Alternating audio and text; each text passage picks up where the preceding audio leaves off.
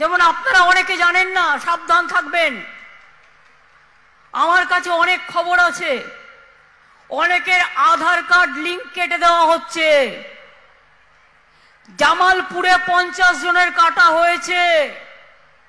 জামালপুরটা বর্ধমানে, বীরভূমেও কাটা হচ্ছে, উত্তর 24 পরগনাও কাটা হচ্ছে, দক্ষিণ 24 পরগনাও কাটা হচ্ছে, নর্থ বেঙ্গলেও কাটা হচ্ছে।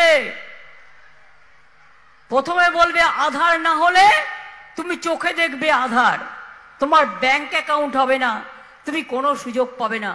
কোন অধিকারে তুমি কাউকে না জিজ্ঞেস করে তার আধার কার্ড কেটে নিচ্ছ? লজ্জা করে না?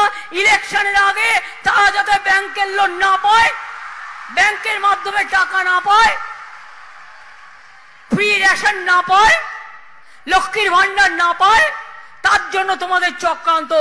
আমি পরিষ্কার বলে যাচ্ছি, আমার চিফ সেক্রেটারি সহ অন্যান্যরা এখানে আছেন, আধার কার্ড, নো আধার কার্ড, আমাদের কোনো স্কিম বন্ধ হবে না।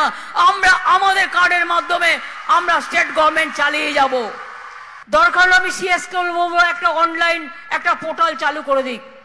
যাদের যাদের আধার কার্ড বাতিল করে দেওয়া হচ্ছে তারা ইমিডিয়েট আমাদের জানাবে, অল্টারনেটিভ কি করে দেওয়া যায় সেটা আমরা দেখব।